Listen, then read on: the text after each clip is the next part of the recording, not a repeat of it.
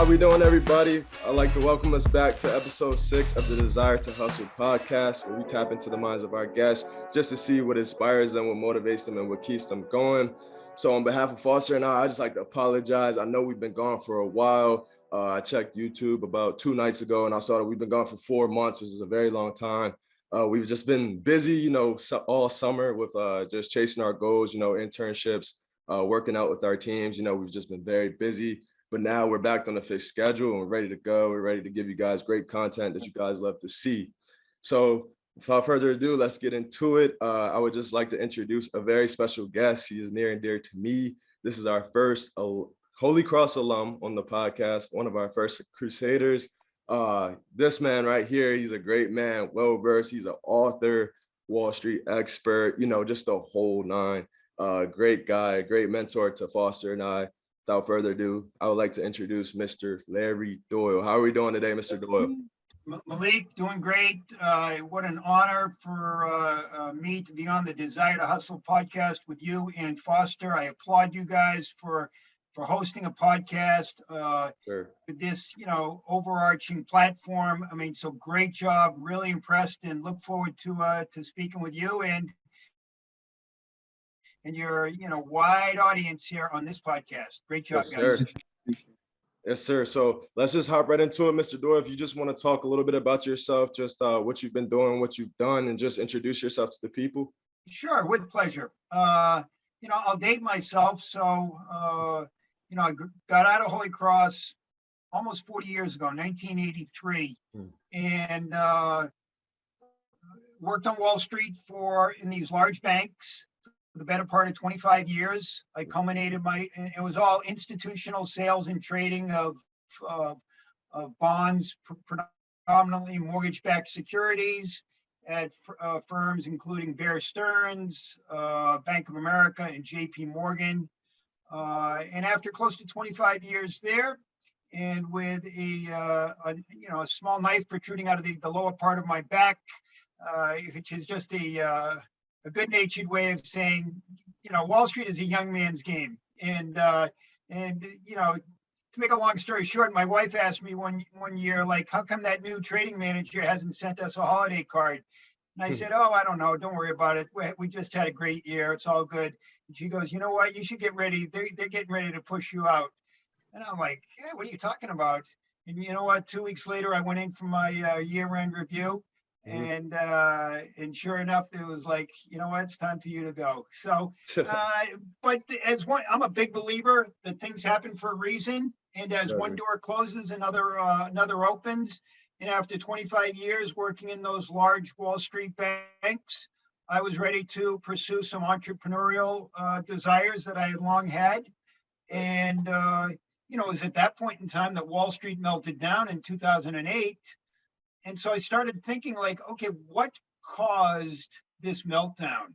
And I'm a very inquisitive guy, very curious, and a big, always trying to find like, where is the risk?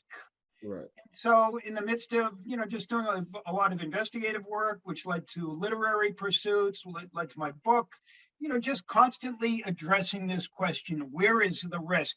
Because on the flip side of where is the risk, I always say, that's where the opportunity is.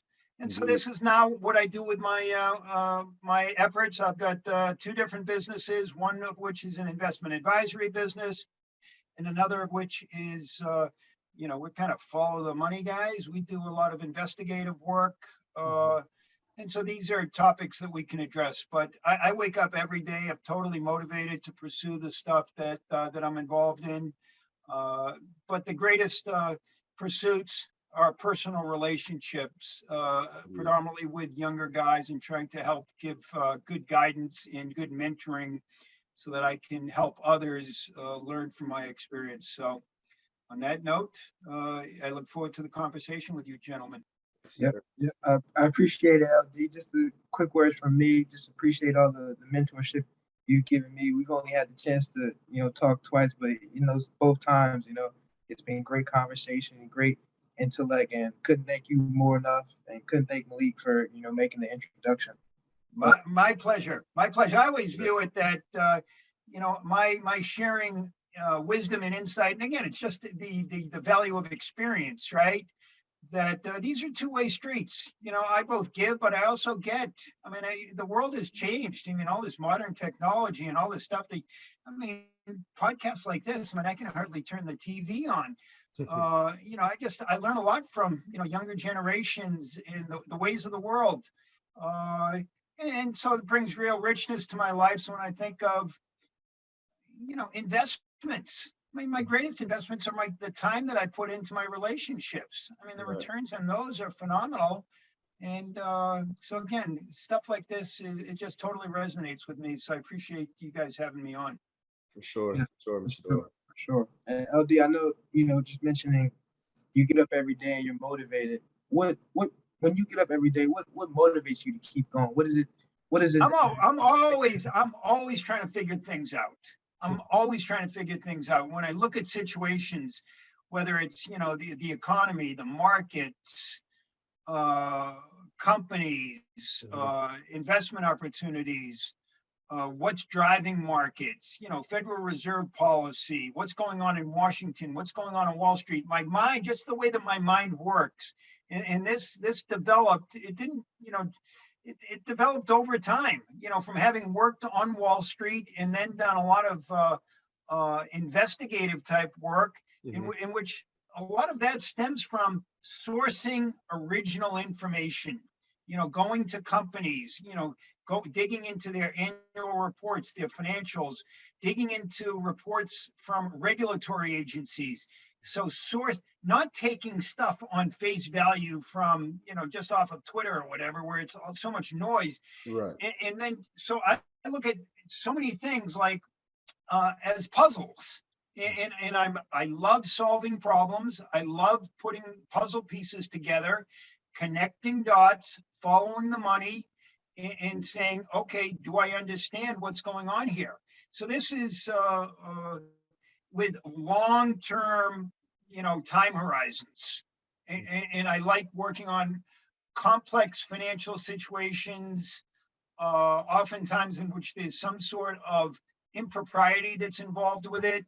Because my life's work, to a large extent now over the course of the last 15 years, has been basically taking on the role as a private individual of work that I believe that our public officials should be doing, but don't. And what is that? That is protecting the public interest in terms of properly policing and regulating the markets. Right. And so this is stuff that we can talk more about. But when I think of that, it's like, okay, if that's a real risk, the greatest risk that I believe is in the markets is the failure of our public officials and our financial regulators to perform. And this is something that people, they have it doesn't come naturally to them. But when I impress upon them, like, well, what do you think drove the markets down in 2008 and caused the Wall Street crash of 2008? Right. And then what caused other situations, both domestically and internationally? If public officials and regulators truly did their jobs, okay, and they're in a position that they could, but this gets into what I consider the greatest risks of all to be are individuals who are conflicted, who have conflicts of interest, meaning, okay, if their primary interest is to protect the public, but they're conflicted and they're actually protecting, private interests of selected parties or selected groups. This is where I drill down and say, okay, the public interests aren't being protected. And unfortunately, I think we see this on a very regular basis. Our airwaves and get all caught up with all this noise of this right versus left debate. Yeah. Everything in this country has become politicized. Yeah. The way that I look at it is, folks on the left and the right, guess what? We have so much more in common than we do different. And so the debate should not be left versus right or right versus left. It's really right versus wrong. And the wrong being that those people and agencies who should be protecting our public interests aren't doing their job. And the beneficiaries of that, it's private gain at public cost. And you Right. know what? I hold these people involved in that sort of activity in total contempt. And those people run across the entire political spectrum. And so we become like, okay, we're the private police. Yep. And you know what? That motivates me. It's like, Indeed. I'm a private individual, so I'm not beholden, I'm not conflicted. So we work on situations for other individuals, companies, groups, agencies. Mm-hmm. And depending on the situation, we can act as principal as well, meaning we will act, bring cases and claims, on our own, by ourselves, on behalf of taxpayers. Mm-hmm. And so what I'm talking about is formal whistleblowers. So we will blow the whistle where we see real malfeasance or financial improprieties that go on, and we'll blow the whistle. And there are formal whistleblower programs, and so that's what we do. Honestly, it's incredibly. My adrenaline, my competitiveness, it just flows. Yeah. But it's also like running it's not a marathon. These are Ironmans. Right. And long-term, long haul, but very, I find the work to be very, very invigorating. So I've got a lot on my plate. I typically get up 4:00 in the morning, and it's just like, let's roll our sleeves up. Let's get after it. We're solving complex financial frauds. And on the flip side of all those risks, I view these as opportunities. Yeah. Yeah. Yep. And many people don't know, LD, that you already had your kind of own little podcast. Mm-hmm. That's right. For sure. That's right. Well, what happened was, after the Wall Street crisis of 2008, Mm-hmm. and given the 25 years worth of experience that I'd had in the markets, a friend of a friend invited me to write on his blog, and he had a political based blog, and Lehman Brothers, this investment bank, Lehman Brothers, had just failed, and he said, "Can you explain to my audience what happened here?" So I wrote a blog commentary, and I was like, "Welcome to the blogosphere." And much like your podcast there, there's a lot going on out there. And for And people it's like, who don't know, oh, it's exactly. And I was like, oh my God. Yeah. So after that initial blog post, I had like 75 comments and questions. And I realized that I had something of value and service that I could provide. Right. And so I wrote a couple more blog posts for that friend of the friend. When I questioned him, I'm like, okay, explain to me how these blogs work and this stuff.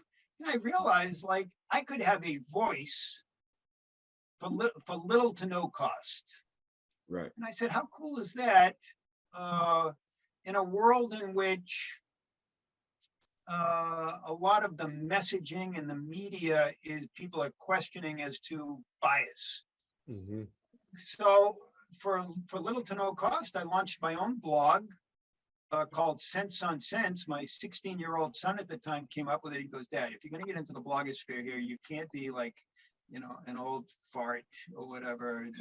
So he came up with that catchy name. And then in the midst of the blogging, I realized, much like you guys have got here, your podcast, I had a Sunday night, it was called Blog Talk Radio. I had a Sunday night podcast that I did for a year and a half. And what I found was, you give somebody an opportunity to share their views, most people will take it. Oh yeah. There was only one individual who, when I asked, he said, I can't do that at conflict, weekends are for my family. Every other individual that I asked came on that Blog Talk Radio, and it was fabulous. And again, just giving original information to an audience, no screen, no bias, no conflict, just the real deal. Nice, nice. Very cool. So I had the blog for, I think, 6 years. 4 years into it, a literary agent contacted me and said, okay, hey, pretty cool blog. Nice blog, blog talk radio. But let's get into the big leagues. How come you haven't written a book? Yep. And I'm like, In bed with Wall Street, right? yeah. So Okay. I'm I'm always still waiting one on for my taking copy. on a challenge. I'm always one for taking on a challenge and just the idea of thinking big.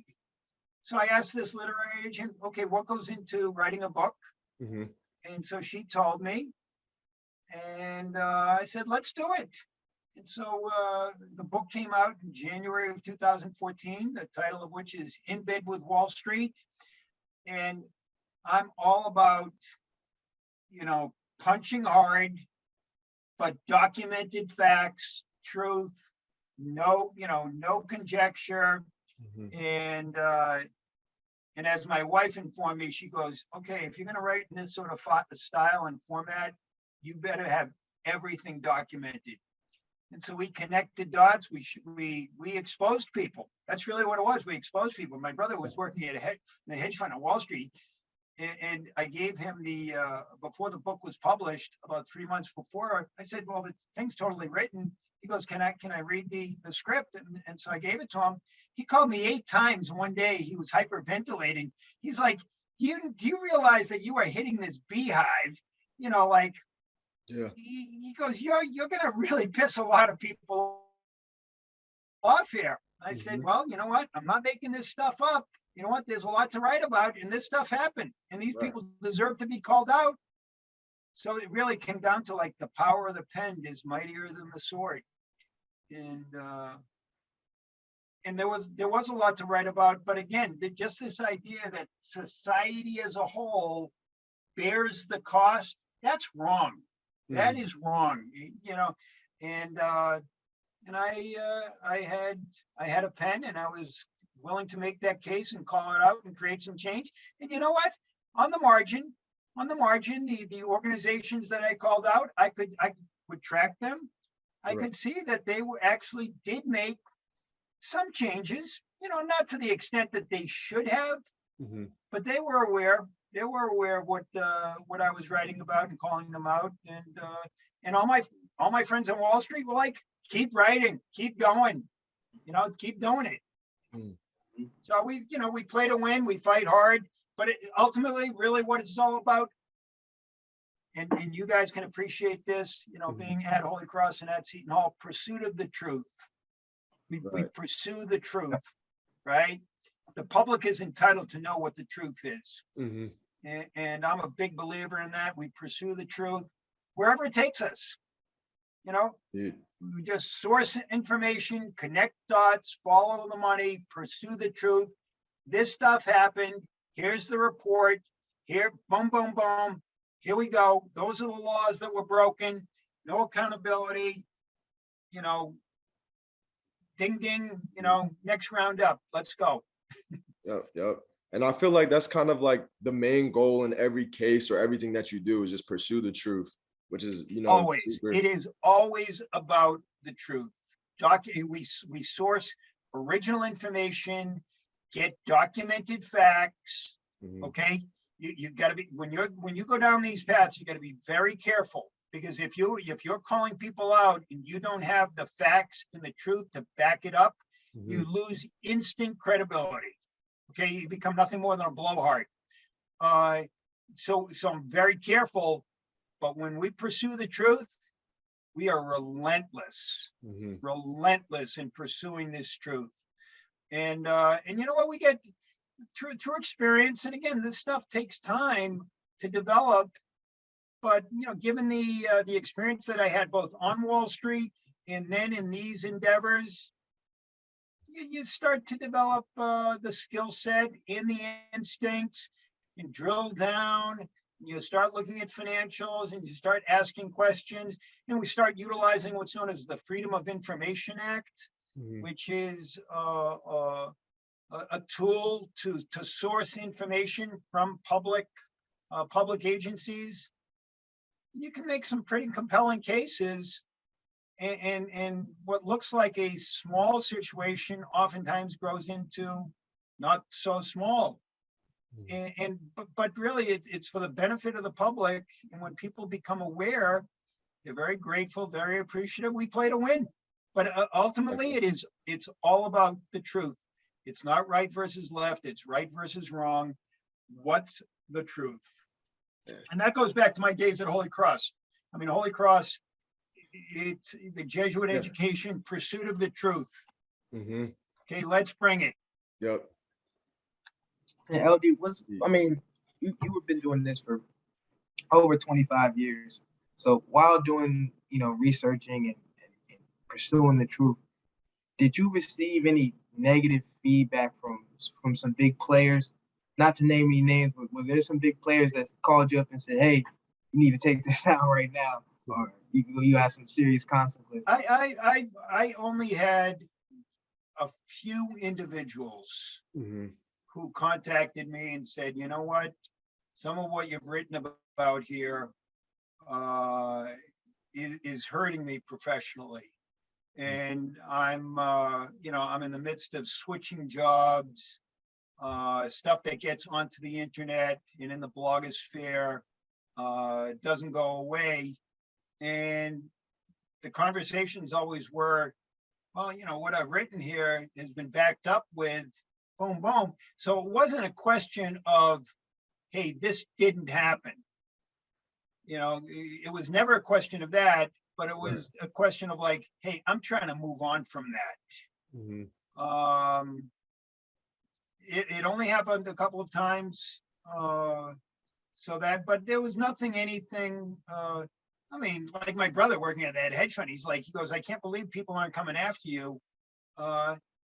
Typically what I would do is I would aim at the very, highest levels of organizations, the CEOs, the CFOs, people running business units, and saying, okay, people who are legitimately involved in illegal activities that have a broad impact, that's wrong. In the way that they either manipulate markets or act in illicit fashion or engaged in things like insider trading or pump and dump type schemes, all this sort of stuff. So typically it was aimed at very, high level people, and, those people never contacted me. So, but I oftentimes would get asked the question like, boy, do you get nervous about this? I'm like, no, I don't. It's just like the public deserves to know. So I look at myself that, that I'm doing kind of the job that regulators should be doing, but I'm also doing the job that investigative journalists should be doing. And regrettably, the way that the media industry has developed, a lot of these outfits, investigative journalism is kind of a lost art. And that's unfortunate, because I think a lot of people feel like, okay, we're investigating entities that actually, buy advertising from us. So we're not going to do that.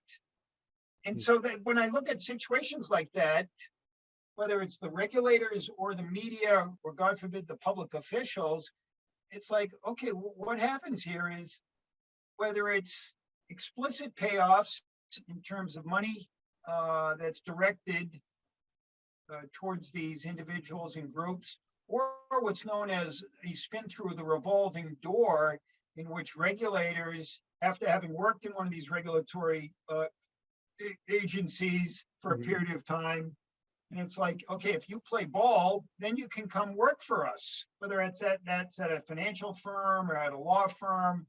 That's a kind of an implicit form of corruption. It's like, I'm going to look the other way so you guys can do your thing, and then you're going to hire me. That, again, private benefit at public cost. That doesn't work. That doesn't work. So when you look at all these sorts of situations, just documenting truth, sourcing truth, we plead with specificity. Mhm. We don't just make general comments when we're making cases. Everything is very specific, very detailed. You got to answer to this, you got to answer to that. And these are real risks that people need to be aware of. So, we've kind of carved really a unique niche. We don't have a lot of competition in this space. There are other outfits that do some risk-based research, but not to the level that we do it. So it's fun. Yeah. Yeah.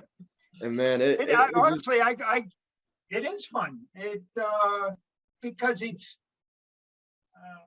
I enjoy the pursuits. I mean, it's like the chase. right. I mean, Indeed. And then it just blows my mind, every time you talk about, your work and what you do, because this is only, a quarter or a half of what you do. So if many of you guys don't know, Mr. Doyle's he actually founded in his head of what's called the 90 wide program. And I'll let him speak more about that because, he knows all about it and, he's just an expert with it. So Mr. Doyle, if you want to talk about the 90 well, wide. you're very kind. I mean, aside from my greatest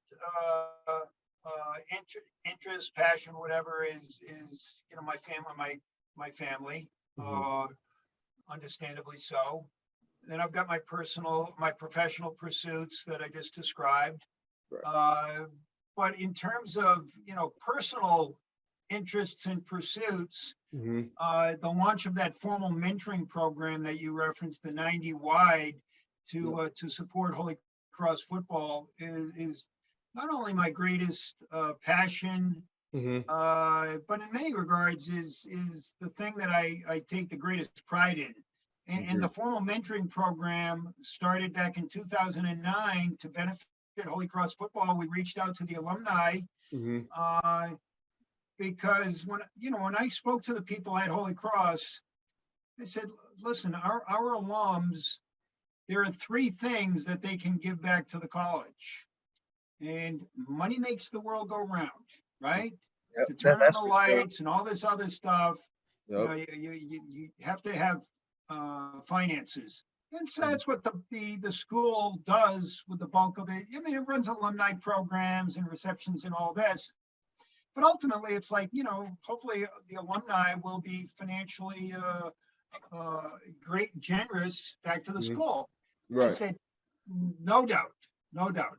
Very, very important. And Holy Cross has a very generous alumni population. I Indeed. said, but you also have to understand that alumni can, and I consider money to be, treasure. Mhm. But aside from treasure, I said, what this mentoring program is going to all be about is we're going to ask them for some of their time and their talent. Right. If the alumni will give a little bit of their time and a little bit of their talent to support and mentor our Crusaders on the Crusader football team. And it was interesting. It was probably the number 3 guy in the school at the time. He came to me. I was at a reception in New York. He goes, you think people are really going to go for this? Hmm. And I looked at him and I said, are you kidding me? And I didn't need further motivation. I'm a pretty highly motivated guy. But I Mhm. remember taking the train back from New York City back to my home up in Connecticut. And I was like, you got to be kidding me. That guy's kind of doubting me, like as if, Yeah. like, and so I was like, watch out. Yep.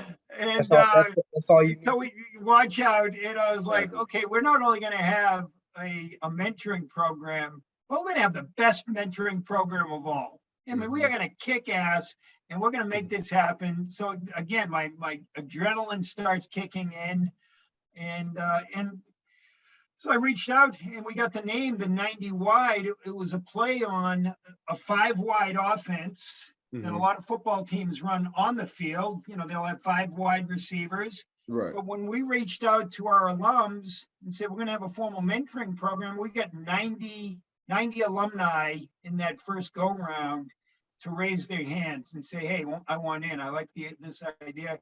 So I said, okay, well, we're 5 wide on the field, we're 90 wide off the field. And that Mhm. became our brand. And I'm a big believer in the importance of developing a strong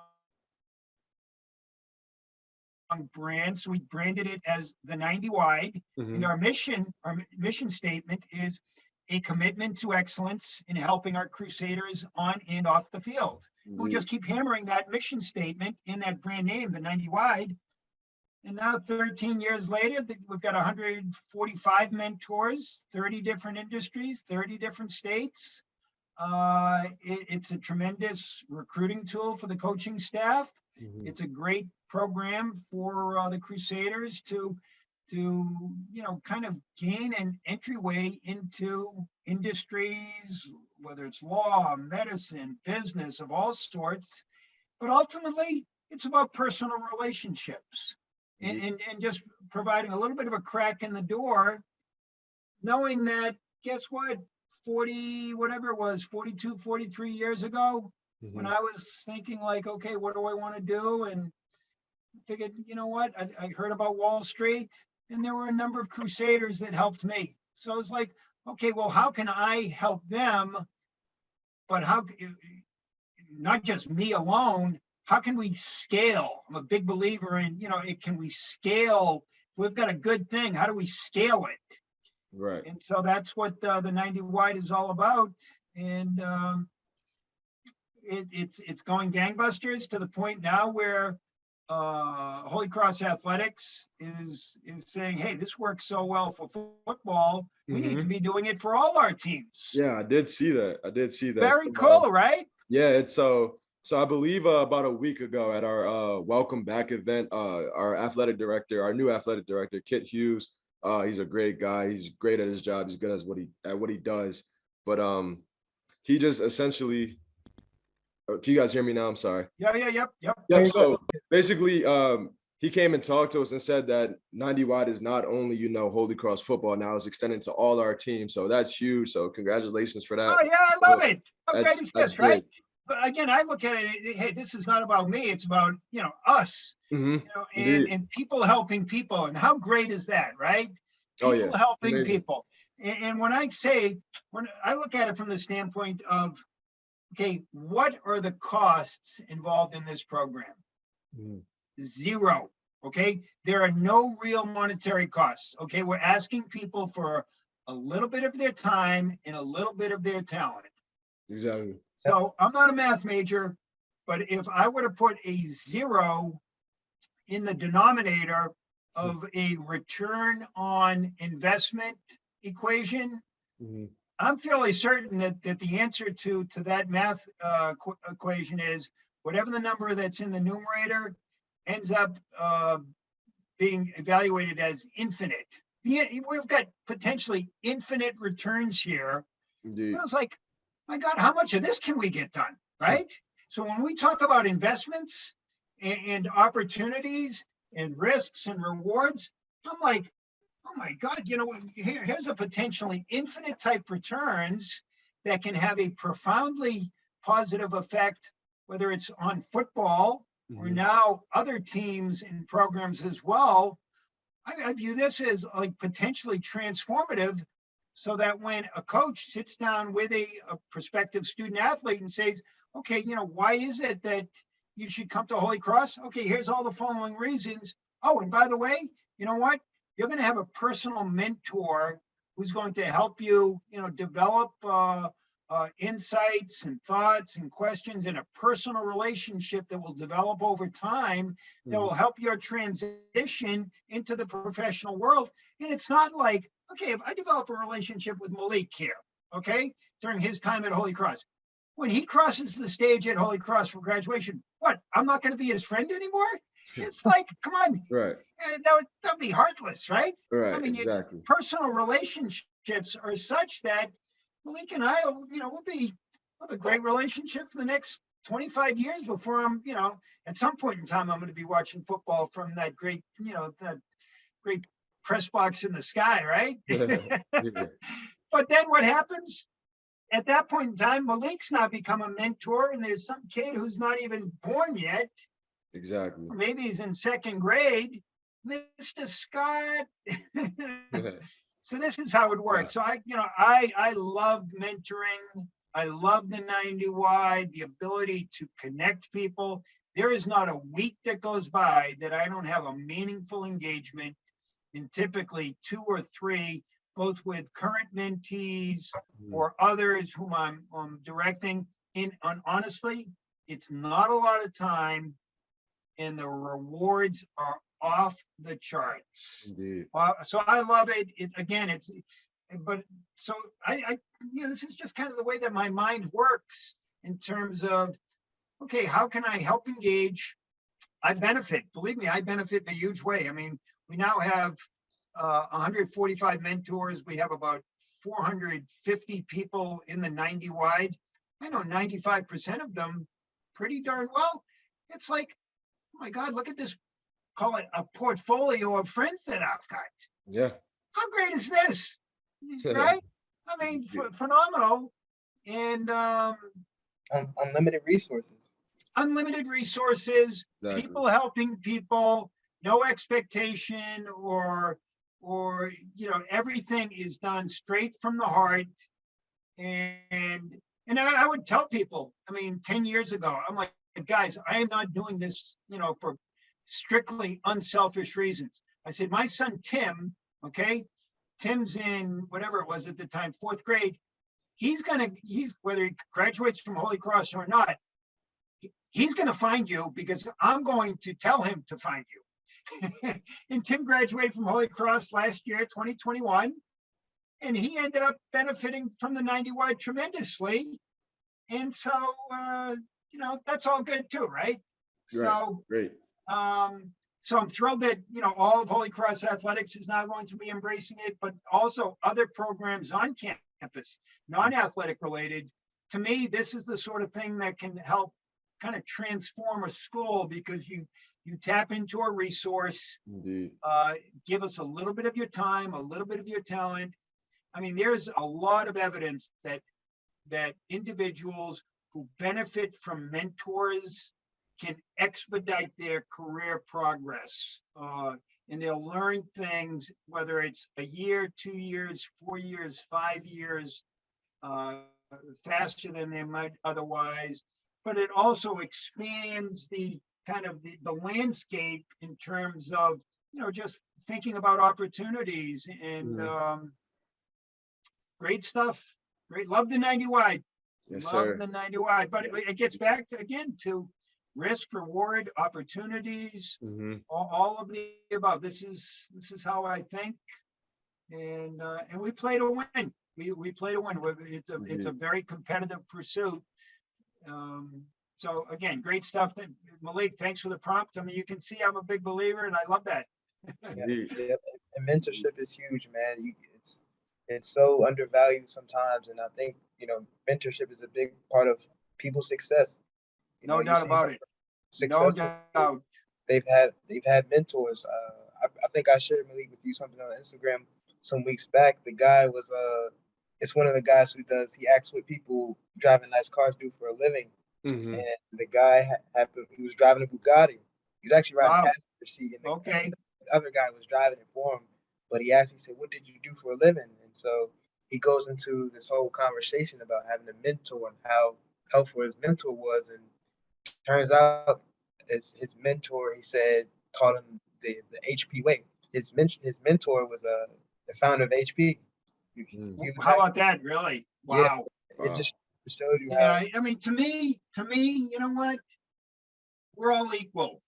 I'm no better than you guys. You're no better than me. We're all equal. Right. Okay? I can help you. Well, guess what? You can help me.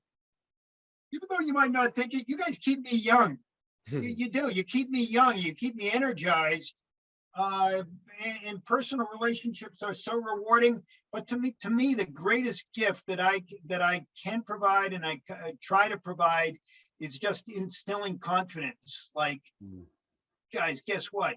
These companies or firms, they need you. Okay.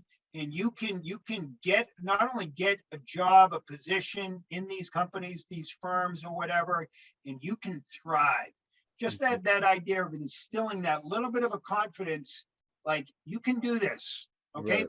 And to the point where I'm a big believer to help and develop confidence to the point where, guess what? We're not taking no for an answer. Mhm. Okay. They can say no. Fine. Great. Guess what? I'm going across the street. I'm going to be working for your competition, and you're not going to like that. And all Right. of a sudden people are like, really? I'm like, yeah, really. That's what's going to happen. You're going to be working for the competition, and now I'm working against you, and that's not good. So just in that sort of, mindset takes a little bit of time to develop. But the question that I pose to all the individuals whom I mentor is just this one simple question: Mhm. why not me? Why not me? Somebody's going to have an opportunity, whether it's in whatever the pursuit would be. Why not me? I mean, and what that does is that plants a question that ultimately fuels the fire. Like, okay, there's no reason why it can't and shouldn't be me. So Mhm. now what do I have to do to put myself in that position? And that always comes down to work hard, work smart, stay hungry, stay competitive. Ultimately, though, when you think like that, that to me is fun. That to Yeah. me, it's like, wow, look what I can do. Look what I can accomplish. And you know what? I got this guy over here in my corner that's telling me that I can do it. Mhm. And I'm making progress. Great stuff. Right. For sure. For sure. Love the 90 wide. Yeah. Awesome stuff y'all doing up there, man, at Holy Oh Cross. yeah, but you know what, Foster, we're getting you involved as well. Yeah. And I was gonna say I'm happy to be part of it. Malik tagged me in on it, so I'm happy to be. Oh, you're in. You're in. You're with me. Yep. And I'm happy Mhm. to have Malik, you're with me too. For sure. For sure. For sure. and It's great stuff. It's invaluable. great stuff. But again, it's kind of all in this same realm. Like, okay, when I think of risks, I mean, some of the risks are, okay, there's interest rate risk, there's credit risk, there's Mhm. market risk, there's regulatory risk, but there's also reputational risk. And what is reputational risk all about? Okay, who am I hanging around with? Who am I doing business with? Right. Okay, who are my relationships with? Mhm. Uh, these are things that as people develop or businesses develop, Mhm. you need to be constantly be aware of these things. All this, your antennas need to be up. But this is where you guys will get this, because you guys got street smarts, right? Yeah. I mean, and how do you put a value on street smarts? You Can't. guys got it. Yes, And, sir. and speaking of that, LD, as me and Malik, we're new to this world of finance, and we're just getting started. What would your biggest, I guess you could say, advice would be to us as we break in and just maneuvering the whole space? What would your biggest guidance be? The biggest piece of advice is stay curious. Mhm. Okay, stay curious. Uh, think big. Think big. At your, you guys are at a young age. Okay, you have little downside. Okay,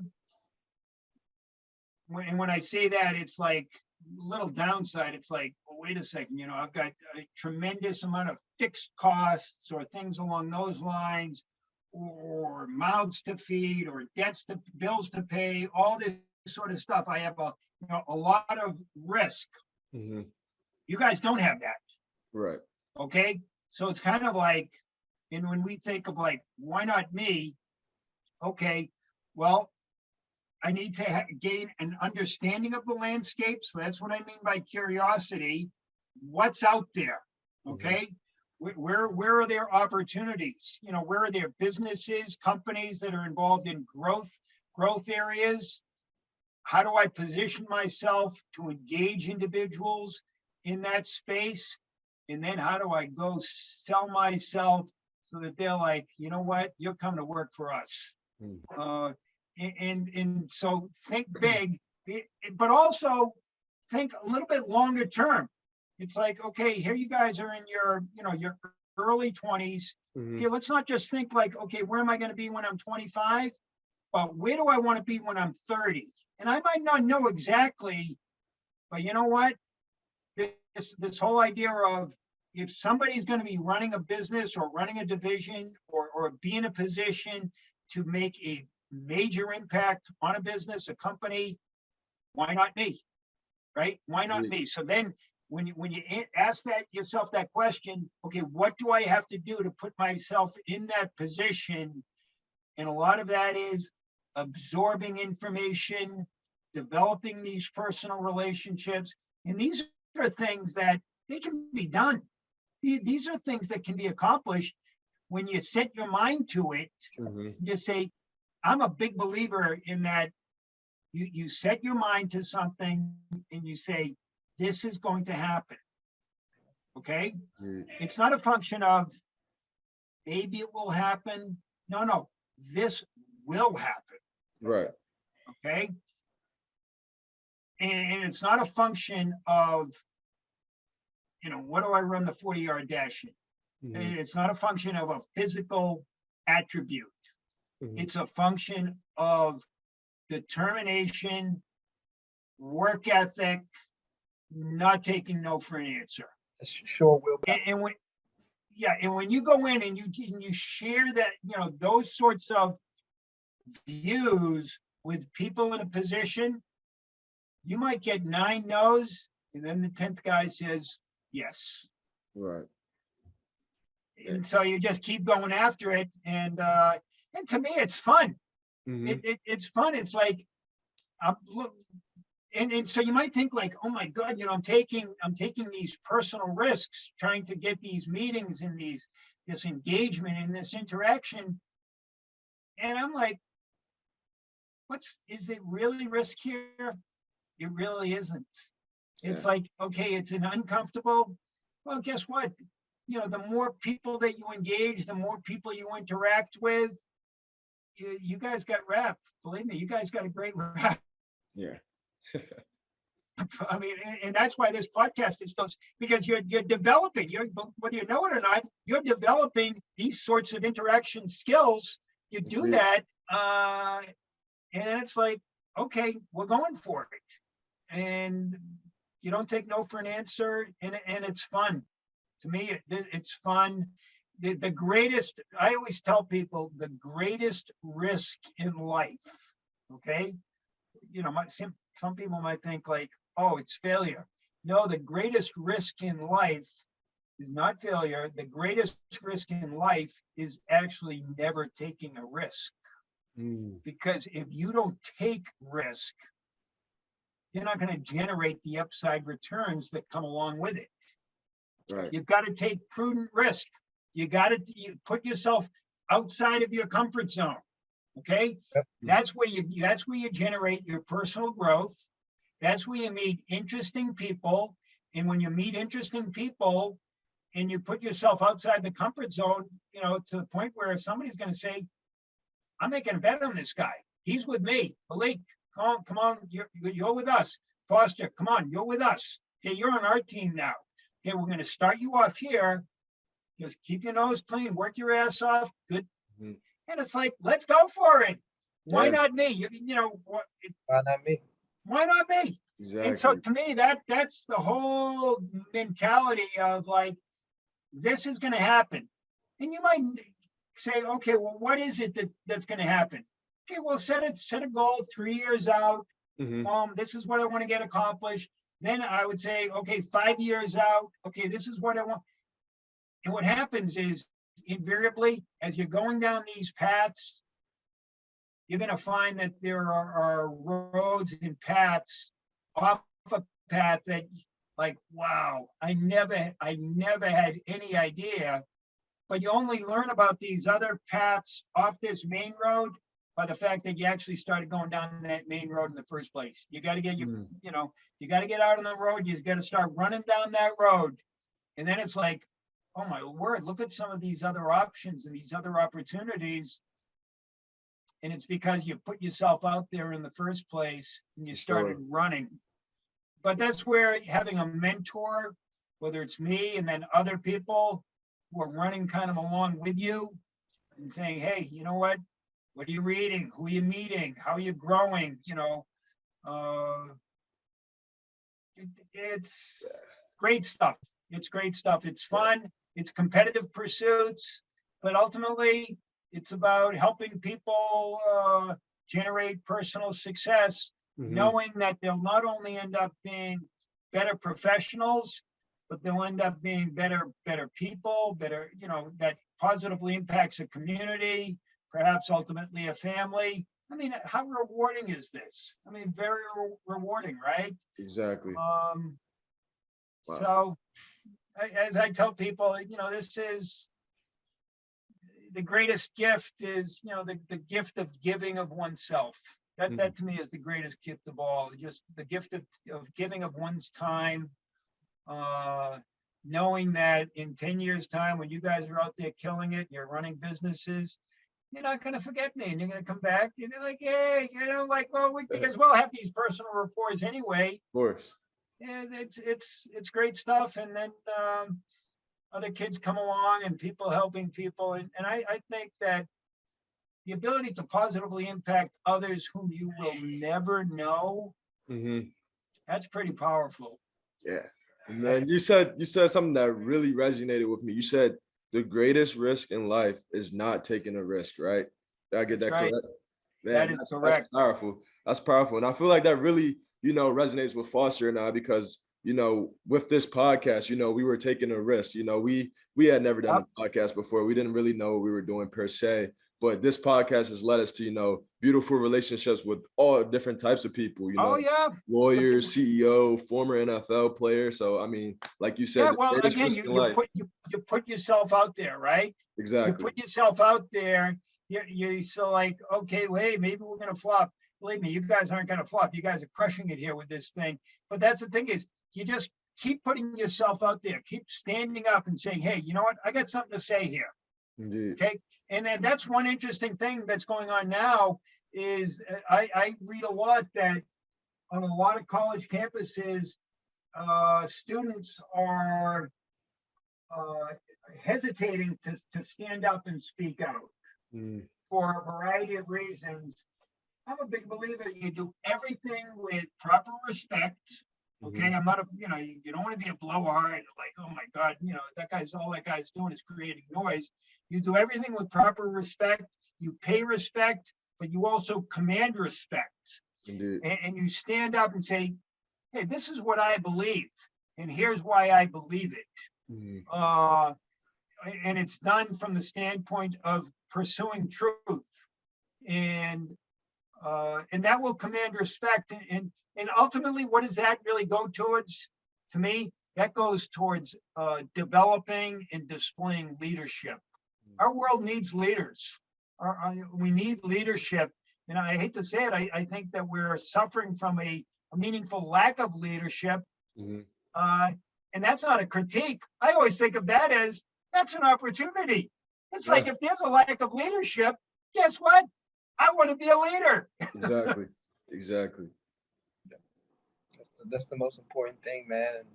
And I like that you pointed that out, because I was thinking that in my head. I'm just like, I'm looking back and reflecting, even in the most recent times, within the last months, 2 months, 3 months, looking at some of the risks, that I've taken. I'm like, okay, I'm still waiting to see if they're going to pay off, but the way they're keep going.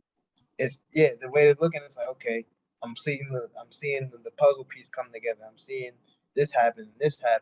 So it's like all about putting those puzzle pieces together. And at the end of the day, Foster, keep going, my friend. Indeed. Yep. Keep running that race. Push yourself, whether it's in class, outside of class, on campus, in groups. Keep helping others. Keep pushing yourself, and then encourage others to push themselves as well. Set reach goals. Don't just set like a short-term goal. Let's set a reach goal. How can we do something that is potentially transformative, and then go about and do it? And I think one of the things they can do is say, in the midst of that reach goal, really a large part is how we can help others. When you get involved in pursuits where you're helping others, guess what? You're going to have a huge following. But there can be not only helping others, you can be creating forums for real dialogue, real engagement, positive impact, personal development, not only for yourself, but for others. And all of a sudden, it's like you take that experience and then you leverage it into something else. And when you're in the midst of an interview, whether it's at a law firm or a financial company, say, yeah, this is what we did. Okay. We created change. We created positive change. We helped people. We developed a program. We developed an impact. And we led that thing. For sure. Because those sorts of experiences are transferable. And then that to me is what leadership is all about, is positively impacting others. And that's very, very rewarding. Indeed. Man, this has been an epic conversation. Oh, great stuff, right? Yes, sir. I'll tell you, Malik, I mean, we've had enough interaction now, Foster, as well. My adrenaline flows with this stuff. I mean, it does. It's just like, I'm a competitive guy by nature. And when I look at the world and I think like, okay, God's been very good to me. How can I help others? How can I do it with scale? How can I do well while doing good? Right. I'm not, so rather than, others having private gain at social cost, what I'm trying to do is say, okay, how can we have social benefit? And if others who are involved in improprieties or frauds or things along those lines at their expense, well, you know what? I'm a big believer that people who are involved in malfeasance or fraud should be held to account. Okay, that to me is all about truth, justice, and rule of law. And if we pursue truth, we pursue justice, and we uphold rule of law, guess what? We are going to have 1 million people, or more than 1 million people. Like, yeah, that's what I want. That to me is like, that's opportunity. Right. Good stuff, right? Yeah. And this is the Desire to Hustle podcast. We come in here, we have organic conversation off the top. None of this is scripted. Yeah. It doesn't get no better than this. But Larry, I know before we always get one gem out of our guests, one thing that they have to leave us with for all of our watchers out there. Like, what is one thing that after this conversation we enjoyed the whole time? Exactly. What is one thing that you could leave the viewers out there that say, okay? Well, the first thing, I want to thank you guys for having me on. So I greatly appreciate that. No problem. I hope people will go to their public library and read my book, In Bed with Wall Street. It's an easy book to read. It's 200 pages. I wrote it so that in layman's terms, so you don't get bogged down with, technical stuff. And the one thing, and this is where my wife says, what are you kidding me? One thing? I mean, do you ever shut up? Yeah, I would, the one thing that I would try to impress upon people is take that question, why not me, and embed it deeply into the back of your brain, so that on a daily basis, it's a reminder, why not me? With the answer clearly being, there's no reason why it can't be me, shouldn't be me, won't be me. So that it becomes a daily motivational tool. That question, why not me? You know what? They're going to hire these firms are going to hire somebody. Okay, whether it's from, Harvard, Yale, guess what? It's going to be the guy from Holy Cross. It's going to be the guy from Seton Hall, and it's going to be me. Why not me? And I'm not going to take no for an answer, and I'm going to make it happen. Just this. So that question, I would say, is plant that question. Why not me? because when you engage people in meetings, and you can give them that. When they ask you, hey, what makes you tick? I'll tell you what makes me tick. In the back of my mind is this question that it's like a daily reminder. Why not me? And there's no reason why it can't be me, it won't be me, and it will be me. And so you want me working for you. And if you don't, for whatever reason, that's okay. I'm going to be working in this industry, and I'm going to be working for your competition. And so you might not want to hire me now, but you'll end up hiring me in 5 years. Exactly. Yeah, well, I might not want to come back then because I haven't. Yeah, exactly. But the whole point here is conveying confidence. But that reminder is, why not me? To me is like that great reminder. And then it just helps you think big and go for it. The bigger picture. So that's the one thing. So that I think I probably just spent 4 minutes on an answer that should have taken about 12 seconds. It's all good. It's all good. It's all good. Oh my God, your listener is going to be like, is that guy still talking? Nah, it's all good, Mr. Doyle. We appreciate it. We really Yes, do. sir. Guys, this has been so much fun. I really appreciate it. Yes, sir, LD. I can't thank you enough, man. And to all the viewers out there, we apologize again for being absent for 6. What Malik, you said 4 months? It's 4 months, man. 4 months. 4 long months. I know it felt like an eternity, but I'm here to say we're back. We're ready to go. We have a whole line of guests coming on that are incredible. We saw one here tonight with LD, so we can't thank them enough. This is Desire to Hustle podcast. It don't get no Desire to hustle, right? Yes, sir. Yes, sir. Well, I'll tell you, I mean, those 3 words right there, desire to hustle, you captured it. If you've got the desire and you hustle, the sky is the limit. And LD, And that's what it's all about. He said it himself. There we go. Great stuff, guys. I applaud you. I respect you. Thank you. Great stuff. Yep. LD, you're living proof, man. 40 years later, you're still in the hustle. Oh yeah, we're in this for the long haul. This is an Ironman, so we're just going to keep running, and I'll be running by your side, and you guys take the lead, and so this is the great stuff. Honestly, I'll tell you this, I'm really proud of you guys. I really am. We appreciate that. You're putting yourself out there, and you're doing something, and you know what?